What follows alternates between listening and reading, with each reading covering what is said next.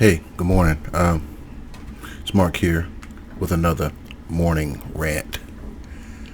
4:36. Hey, um, a lot of stuff is going on. But before I get started, let me take a few minutes to just announce what I've been wanting to announce. Okay. Um, I I have just graduated from American Military University with my master's in American history. That feels so good to say. I now have my master's in American history. And, and, and, in the next few weeks, I will become a teacher of history at a high school here in Montgomery. I have not said those words out loud like that. That this is amazing. I am nervous. I am scared. I am anxious. I am excited. I'm happy. A lot of emotions going on right now. But yes. Oh, and right here, this right here is my thesis. I got it put up in book form. American Imperialism and Texas Annexation, How the West Was Won. A master thesis by DeMarcus L. Knight in partial fulfillment of the degree of Master of Arts, June 21. So, I sent this book to, so far, I got like 4 or 5 books here. I sent one copy to my my 4th grade teacher. I recently got up with her. I caught up with her last year, and we've been writing back and forth. We haven't spoken on the phone, but we've been writing back and forth. And because she was a big influencer, she helped shape who I will ultimately become. And I had to thank her for that. So I sent her a copy of this. So it's cool. This is amazing. My wife has been supportive. My kids have been supportive. It's been great. It seems like everything I set out to accomplish, I have. One of the goals I wanted to get was I wanted to make gunnery sergeant in the Marine Corps. I did that. I wanted to retire from the Marine Corps. I did that. I wanted to get my bachelor's, and I upgraded that to my master's, and I did that. I was hoping to become a teacher, and I'm on the course of doing that. And I still got, it's not over because I still have to take the Praxis exam. I still have like 4 more classes I have to do in education. I still got a lot of stuff I got to do before I actually become a certified teacher. But to have ways for me to, anyway. So it's crazy. It's amazing. I'm having a great time. Everything that I've set out to do, I've done, and I'm only getting better. So I took those 4 minutes to just put that out there. So that's it. I didn't move to Montgomery to ultimately teach, but that happened. So it's great. It's great. But let's get to the news. There's a lot going on in the news, and we can talk about Hurricane Ida. There's 1 million people without power in Louisiana. I'm not sure about Mississippi because Louisiana was hit with the Category 4. Thankfully, we haven't heard anything about the levees being breached, but there is still massive flooding in Houma and Laplace, Louisiana. A lot of people without power. They're saying that it may be at least a month before power gets back on. So the governor has told those who have left the state, please do not come back right now, at least until we can get this thing under control. So hopefully this doesn't become a catastrophe for the Biden administration. Let's hope that doesn't happen. Let's hope that this doesn't become a George W. Bush kind of hurricane. You're not saying that, and I'm not saying that. I'm not trying to make this political, because Bush had the opportunity to do the right thing, and nobody wanted him to fail. People wanted food, people wanted supplies, people wanted buses. You have to watch, and I didn't watch it until last year, and I cried. You have to watch Spike Lee's When the Levees Broke. At least the first one, because it's terrible. I didn't want to watch it because I lived it. I wasn't in Louisiana. I wasn't in New Orleans during the aftermath, but I lived there. I had to evacuate. It's a long story. I had to evacuate, and we lost everything. It's a long story. I'm not going to go into it, but no one was hoping that Bush would do terribly in this, when it came to this his disaster. No one was hoping for FEMA to do terribly. And same thing with Joe Biden. We're giving you an opportunity to do the right thing. We don't want you to go down there and make photo ops. We want you to do the right thing. So let's hope this doesn't become Biden's Katrina. In addition, we have, yesterday was the last day that troops were in Afghanistan. Now, there have been reports that Biden has left Americans there. I'm not sure if that's really accurate. Did he leave American troops there? Did he leave American citizens there? I think people are still coming home. I don't know for sure. But you have that going on. And then you have the January 6th Commission. The January 6th Commission. Kevin McCarthy. Now, they're asking for phone records from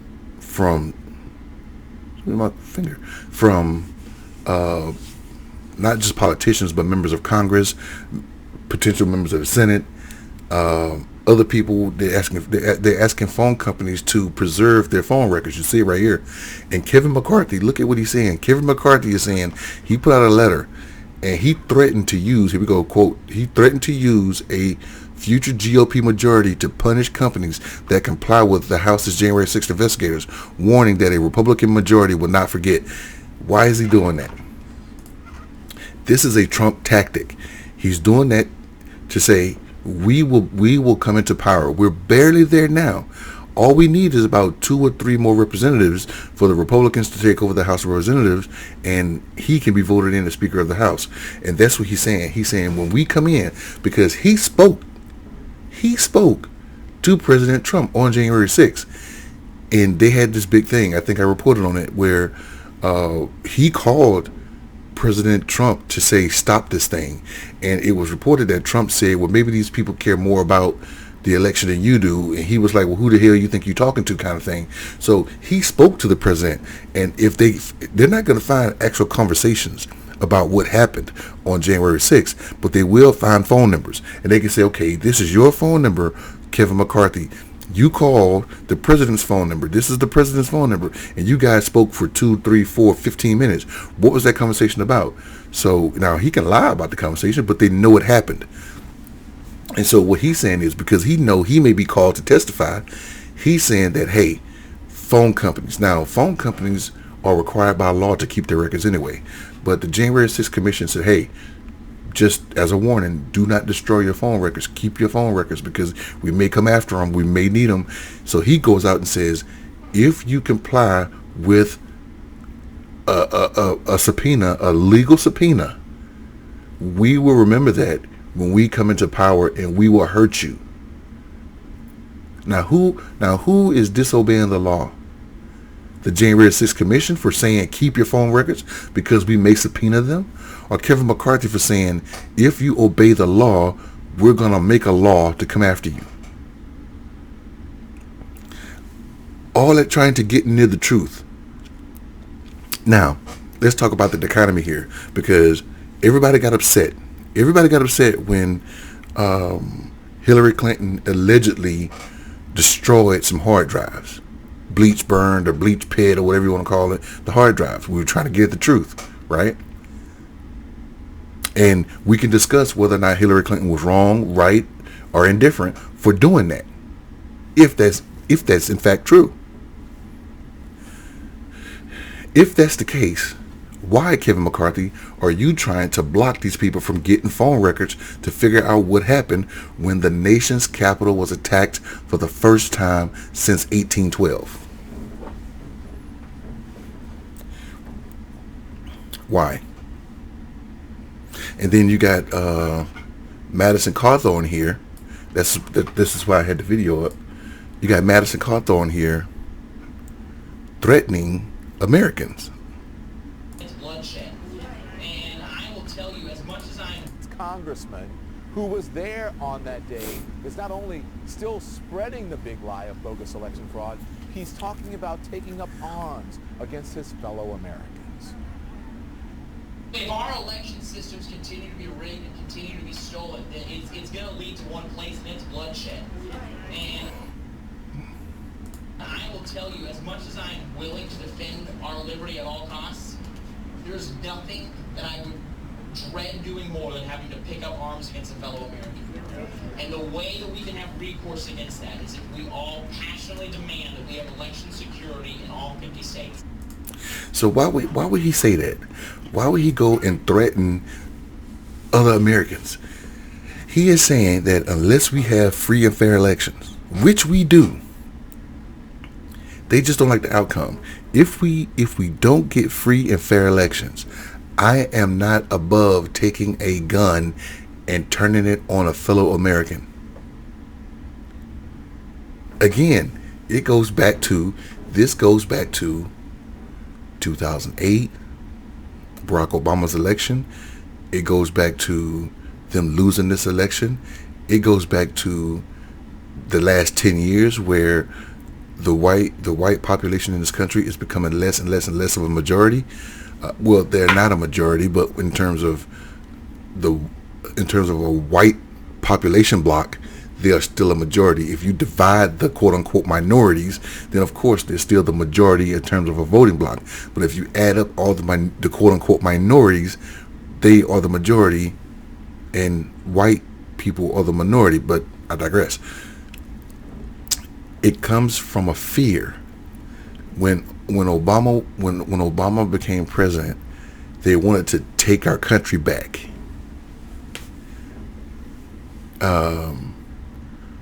When Trump came into office, he wanted to make America great again, but could never tell you when the last time America was indeed great. So, and I've argued that we're pursuing greatness. We're always in the pursuit of greatness. So what he's saying is that there's a fear of, and look at that picture. Look at that. There's all white people up there. They're doing that there's a reason. These people are afraid that this country is going to become a majority, quote unquote, minority country in the next census. If I'm still doing this podcast by 2030, we're going to see the difference in another census.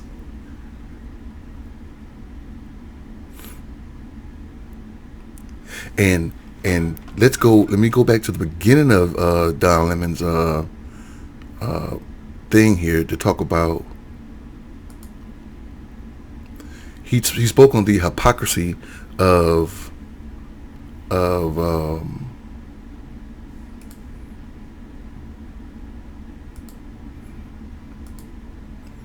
the GOP. Let's go. You're hearing a lot of Republicans who are outraged over President Biden's handling of the exit, especially in the so-called Freedom Caucus. Yet they support the former guy, the one who set all of this in motion in the first place. The hypocrisy is off the charts, and it is sickening. And it's not like it's the first time. They're all about criticizing President Joe Biden for leaving Americans and allies behind. I go to bed at night. I wake up during the night. No, she I don't. wake up in the morning thinking about the families that have lost loved ones over there. And in addition, No, she don't. the Americans we left, the allies we abandoned, the Christians that are going to be murdered, tortured and murdered, and the women and girls. Louis Gorman back there. But they don't want those allies coming into the United States.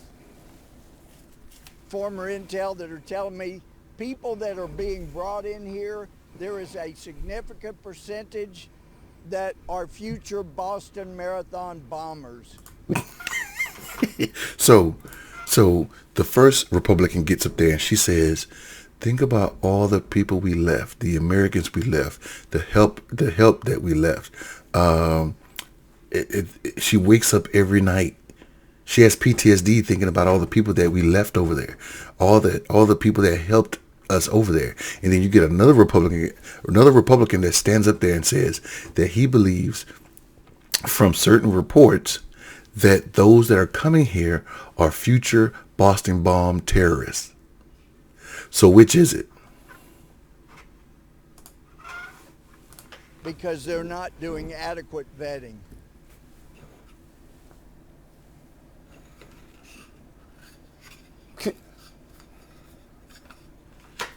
Do you see the ridiculousness in that, right? And what's the logic here? So are they allies or are they Boston Marathon bombers? Make up your mind. You're upset because they left the people behind or whatever, and they're bringing, but the ones that when you get them out and bring them over, they're future Boston Marathon bombers? They can't really seem to decide. They don't know how, the Republican Party don't know how to attack this. Just like Don Lemon said, are they people we left that helped us? And when you mean left, were they supposed to come here? But those that come here are future bombers. Then she talked about the Christians. It's all about Islam and Christianity. When Islam is not a religion of terrorism, but they're equating Islam with terrorism. You have to go back as far as the Crusades to see what Christianity has done to the world. To the world.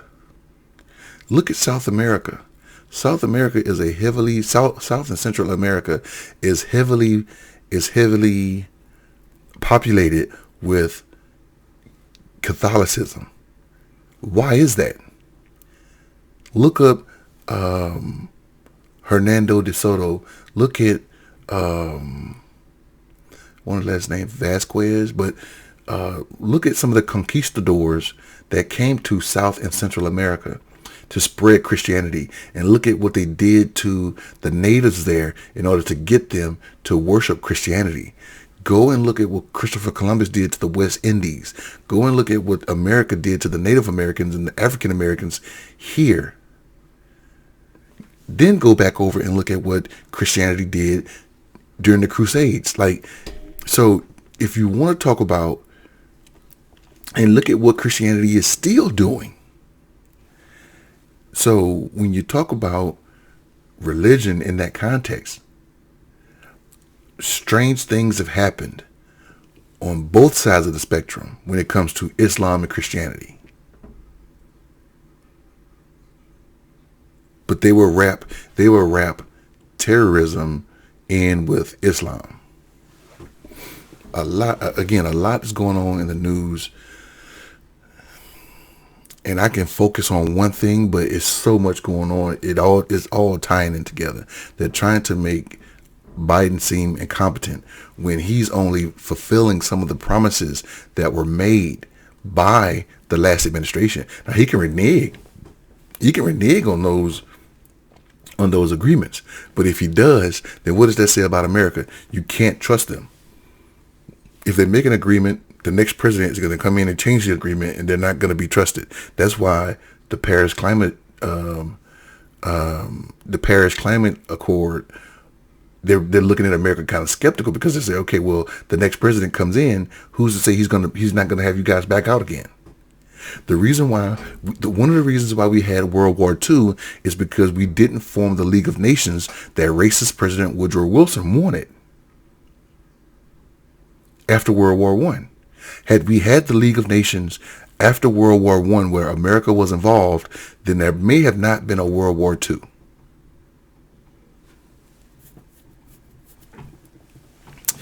Anyway, 20 minutes. Let me get up out of here, people. Again, I'm excited. I had fun today. I now have a master's degree in American history. So I had a guy on here. If you stayed this long, I appreciate it. Go ahead and subscribe to the channel. I had a guy actually say to me that I did no fact checking. I did all of my research is not based on fact, and where's my sources and where's my quotes and whatever.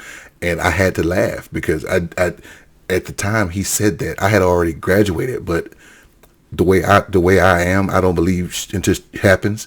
So even though I had a digital copy of my diploma, I waited until I got the hard copy of my diploma to where now it's legit. I feel good about it. My wife is going to hang it up soon. So, now I can say, hey, this piece of paper tells you that I have a little understanding of what the hell I'm talking about. So, and I'm not going to say I know everything. I'm not going to, the master's degree has turned me into the scarecrow with a brain. No, it only says that I know, based on the curriculum that was given to me, I know that information, and I can interpret that information, and I can critically think about that information. It doesn't make me a genius. It's just a sheet of paper. I knew the stuff. Anyway, let me get up out of here. I had a great time. Today is September 1st, Wednesday. My oldest brother, his birthday is tomorrow. I'm excited for him about that. I love you, LB. I will be shouting you out tomorrow. In the meantime, be safe, New Orleans. I know you guys can't hear this right now. If you got your phones and you happen to stumble across this, please be safe. Seek shelter.